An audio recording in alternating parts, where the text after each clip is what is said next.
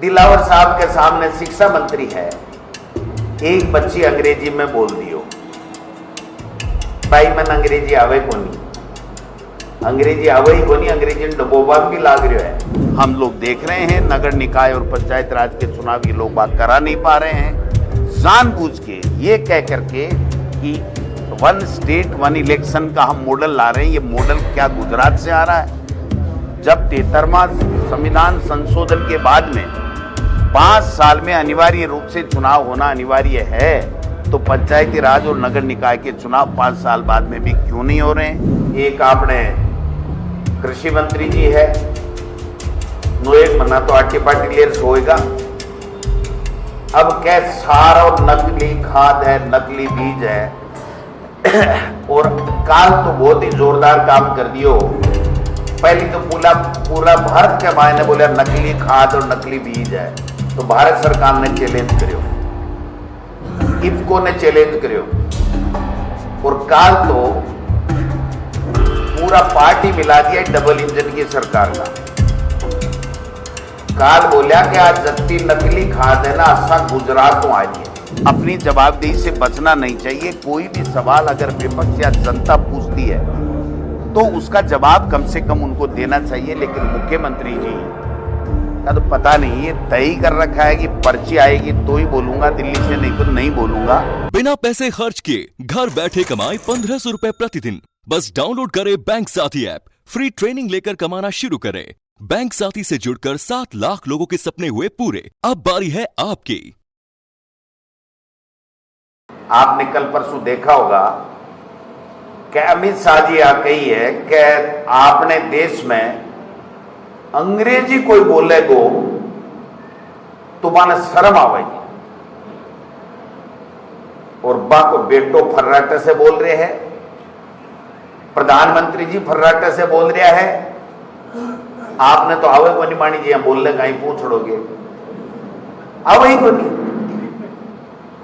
दिलावर साहब के सामने शिक्षा मंत्री है, एक बच्ची अंग्रेजी में बोल दियो। भाई मन अंग्रेजी आवे कोनी, अंग्रेजी आवे ही कोनी, अंग्रेजी डबोबा भी लाग रहा है। अंग्रेजी स्कूल बंद कर दो, इसलिए बंद कर रहा हो कि थाने अंग्रेजी को नहीं आवे।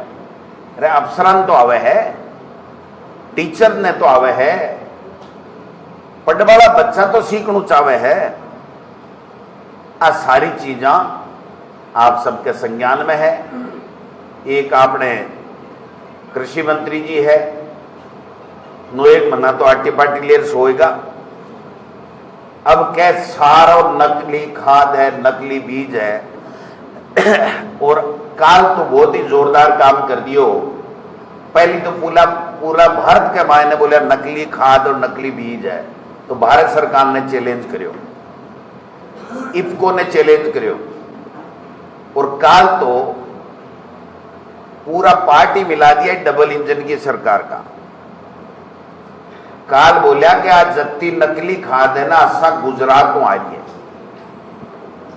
यानी गुजरात मॉडल पूरे देश में वही है कि गुजरात में नकली खाद और बीज बनेगी, राजस्थान में और दूसरे प्रदेशों में सप्लाई होगी और किसान की फसल बर्बाद होगी। किसान के रोने के अलावा कुछ भी बाकी नहीं बचा। सीरियस बात है, वो भाषण को नहीं है। और आज संडे ने प्रदेश कांग्रेस कमेटी के बारे में कोई विशेष कार्यक्रम को नहीं हो, आज तक हुआ भी को नहीं। लेकिन नागर साहब बोलिया कि साहब हमारा किसान दूधू विधानसभा क्षेत्र का लोग मिलबो चाहे। मैं क्यों भाई, मैं तो रात में 11-12 बजे तक जयपुर आ जाऊंगा, थारी मर्जी वजना आ जाओ, क्योंकि मैं कांग्रेस को सिपाही हूं और कांग्रेस कार्यकर्ता जट्ठे याद करे बट्ठे में उपस्थित रहने की कोशिश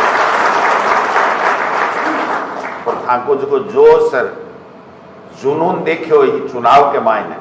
हालांकि उपचुनाव में आपका कोई रिजल्ट अच्छा कौन नहीं है, मैंने स्वीकार करने में कोई दिक्कत नहीं है, लेकिन आप लोग एकजुटता के साथ में जी प्रकार से इस सरकार के मुंह के ऊपर तमाचो दिए, अब मानर चालो दूध से जकी हवा चाली है बढ़िया। कांग्रेस ने जीता, बाकी आबाड़े पंचायत राज चुनाव और नगर निकाय चुनाव के मायने बहुत बढ़िया तरीके से चलेगी। 5 साल पूरा होगा, नगर पालिका का चुनाव नहीं, पंचायत राज का चुनाव नहीं, थामा से कोई सरपंच नहीं हो क्यों नहीं बन जाए, प्रधान क्यों बन जाए, जिला परिषद पंचायत समिति सदस्य क्यों बन जाए, मेयर क्यों बन जाए, आगे सोच ही को नहीं। कहने को डबल इंजन है, एक इंजन तो भाई जी एकदम सुनपात मायडो खड़े है, चाबी मार मार देख ली जनता, घूम घूम को नहीं करे। और एक इंजन दिल्ली वालों विदेशा में घूम रहे है, कोई देश को कोई सवाल नहीं, कोई चिंता नहीं, कोई विजन नहीं, कोई बात नहीं। कल हमारी नेता सोनिया गांधी जी ने कहा कि आपकी विदेश नीति क्या है, देश के प्रधानमंत्री जी बताइए आप। ईरान ने हर संकट के समय हमारा साथ दिया है, हिंदुस्तान का हर मोर्चे के ऊपर, और आज आप सांस नहीं निकाल पा रहे हो। आप अमेरिका का ट्रंप बार बार आपको कह रहा है कि मैंने सीज फायर करा के धमका के कराया, आप एक शब्द नहीं निकाल पा रहे हो। मैंने आग्रह पूर्वक मना कर दिया, मुझे श्री प्रभु की धरती पे जाना है, तो आज धरती तो 11 साल से झेल रही है, आज धरती भागे थोड़ी जाएगी। आपको देश के प्रधानमंत्री जी ये कहना चाहिए था कि मिस्टर ट्रंप, आप बार बार झूठ बोल रहे हो, आपके कहने से सीज फायर नहीं हुआ है, पाकिस्तान गिड़गिड़ाया इसलिए मैंने एक बार सीज फायर किया है, आपकी मध्यस्थता कश्मीर के लिए मुझे मंजूर नहीं है, और दोबारा हिम्मत भी मत करना, हिंदुस्तान सक्षम है जवाब देने के लिए आतंकवादियों और आतंकवादियों को पनाह देने वाले। अगर ये बात कहते तो बात समझ में आती, वरना तो भाई जी यहाँ का डबोया है जो को कहने में भी को नहीं आ रही हो। पूरा लोग, दुनिया आश्चर्य कर रही है कि भारत तो ऐसा नहीं था, भारत के जनप्रतिनिधि नेतृत्व करने वाले ऐसे लोग नहीं थे। अमेरिका के राष्ट्रपति को बात करने से मना करके इंदिरा गांधी ने पाकिस्तान के 2 टुकड़े कर दिए थे, बांग्लादेश बना दिया था। वो भारत है। और आज आप किसकी बात कर रहे हो? टेलीफोन से आधा पौन घंटे 2 व्यक्तियों की बात होती है, 2 राष्ट्राध्यक्षों की, यहां हमारे प्रधानमंत्री जी की और वहां ट्रंप की। आप बताओ जी, 2 आदमियों के टेलीफोन की बात आम आदमी की भी कोई नहीं सुन सकता, तो देश के प्रधानमंत्री और अमेरिका के राष्ट्रपति की कोई सुन सकता है क्या? दूसरे दिन मीडिया में आता है कि विश्वस्त सूत्रों से पता चला कि मोदी जी ने कह दिया कि आपकी मध्यस्थता स्वीकार नहीं है।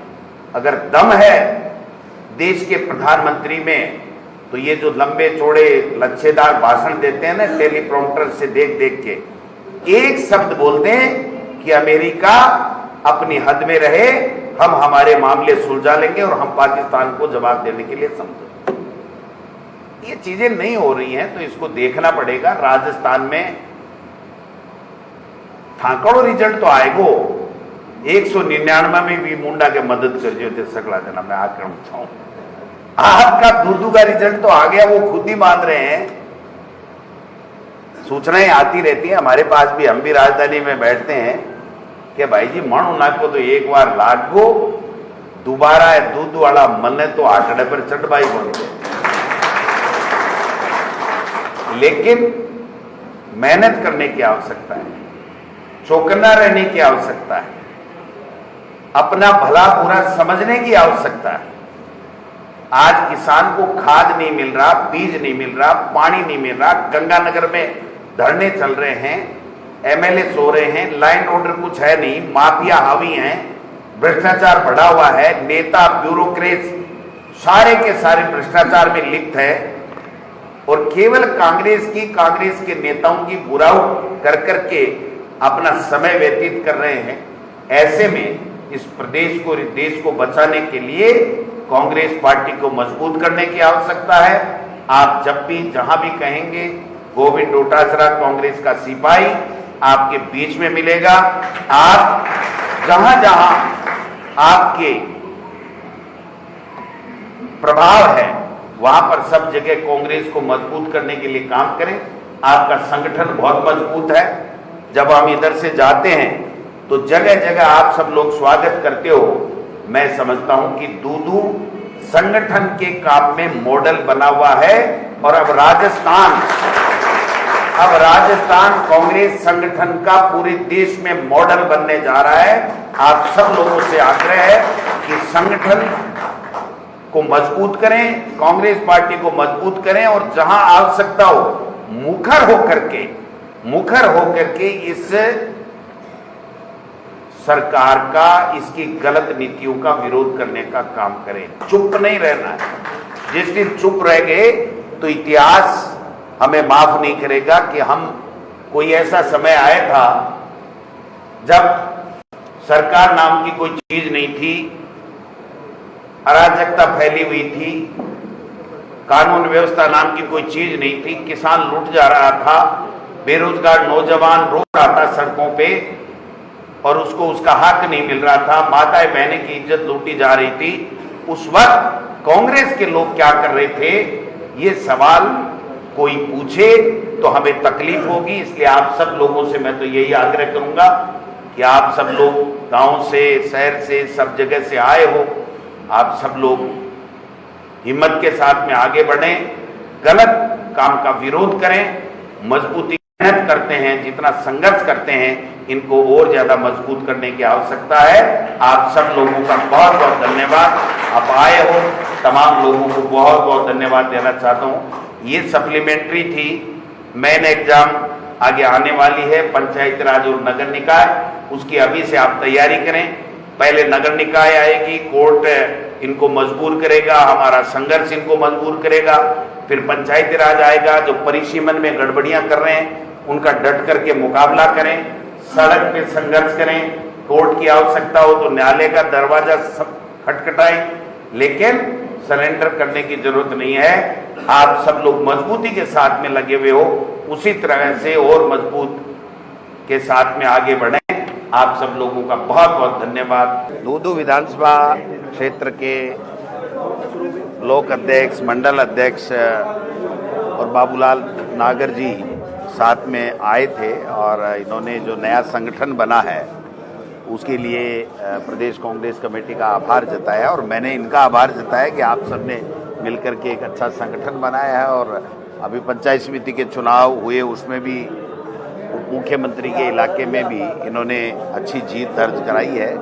तो कार्यकर्ताओं में उत्साह था और जोश और उत्साह इनका था कि भाई हम लोग यहाँ आएँ और प्रदेश कांग्रेस कमेटी में अध्यक्ष से हम लोग मिले, तो मेरे से मिले हैं। मैंने इनको आगाह किया है कि 1.5 साल में जिस प्रकार से जो ये राजस्थान के अंदर सरकार चल रही है, सरकार नाम की कोई चीज़ नहीं है, एक तरीके से राष्ट्रपति शासन जैसे होता है वैसा होता है। जनप्रतिनिधियों का, मुख्यमंत्री जी का कोई रोल सरकार में दिख नहीं रहा है और हर वर्ग त्रस्त है, परेशान है, भ्रष्टाचार का आलम है, कानून व्यवस्था नाम की कोई चीज़ है नहीं।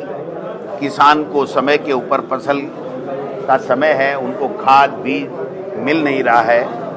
और कृषि मंत्री जी पहले कह रहे थे पूरे देश में खाद नकली मिल रही है, बीज नकली बेचे जा रहे हैं। वो भी बहुत ही गंभीर आरोप एक भारत सरकार के ऊपर भी था, डबल इंजन पे भी था, उसके ऊपर कोई संज्ञान लिया नहीं। और कल मैंने कृषि मंत्री जी का बयान सुना है, उन्होंने कहा जो नकली खाद हम लोग पकड़ रहे हैं, जो नकली बीज हम लोग पकड़ रहे हैं, FIR लॉन्च करा रहे हैं, वो सारा का सारा गुजरात से आ रहा है। तो इसका मतलब ये हुआ कि गुजरात का जो मॉडल है वो पूरे देश में लागू, और ये गुजरात का यही मॉडल है कि अफीम तस्करी, अवैध शराब, नकली खाद, ये सारा गुजरात से होते हुए पूरे देश में नेटवर्क इनका फैला हुआ है और कोई कार्रवाई हो नहीं रही है। और यहाँ राजस्थान में तो सरकार नाम की कोई चीज़ है ही नहीं। जब मुख्यमंत्री 1.5 साल से हर डिपार्टमेंट की समीक्षा कर रहे हैं, तो फिर इस समीक्षा में ये क्यों नहीं आया कि ये नकली खाद और नकली बीज बेचे जा रहे हैं और किसान को बर्बाद किया जा रहा है? ये बातें क्यों नहीं आई, मेरे समझ से परे है। कृषि मंत्री जी भी लेट जागे और 1.5 साल बाद में अगर ये कहना फसल के समय में कि मेरे यहाँ अफसर सब मिले हुए हैं और मुझे जाकर के, मंत्री को खुद को जाकर के अगर करना पड़ रहा है औचक निरीक्षण, तो ये भी हमारे सरकार के ऊपर एक प्रश्नवाचक चिन्ह लगता है। लेकिन इस सबसे बड़ी बात यह है कि किसान को सही असली खाद, असली बीज उचित रेट के ऊपर पर्याप्त मात्रा में कैसे मिले, ये सुनिश्चित कौन करेगा। इसके ऊपर न मंत्री का बयान आ रहा है, न मुख्यमंत्री का बयान आ रहा है। कहीं योग कर रहे हैं, कभी जो है वो देवदर्शन यात्रा कर रहे हैं, कभी कुछ कर रहे हैं, कभी दिल्ली की हाजिरी लगा रहे हैं, कभी गुजरात में जाकर के प्रशिक्षण ले रहे हैं कि कैसे नफरत फैलाई जाए। पूरा प्रदेश में बेहाल है और कानून व्यवस्था नाम की तो कोई चीज़ है ही नहीं यहाँ पर। तो मैं समझता हूँ कि ये सारी चीज़ें हम लोग देख रहे हैं। नगर निकाय और पंचायत राज के चुनाव ये लोग बात करा नहीं पा रहे हैं, जानबूझ के ये कह करके कि 1 स्टेट 1 इलेक्शन का हम मॉडल ला रहे हैं। ये मॉडल क्या गुजरात से आ रहा है? जब 73वां संविधान संशोधन के बाद में 5 साल में अनिवार्य रूप से चुनाव होना अनिवार्य है, तो पंचायती राज और नगर निकाय के चुनाव 5 साल बाद में भी क्यों नहीं हो रहे हैं? ये सवाल हम लोग सरकार से पूछ रहे हैं, लेकिन सरकार की तरफ से कोई जवाब नहीं आता है। अनर्गल बयानबाजी आती है, कभी मेरे ऊपर छींटा कसी आती है, कभी दूसरे कांग्रेस के नेताओं पे आती है।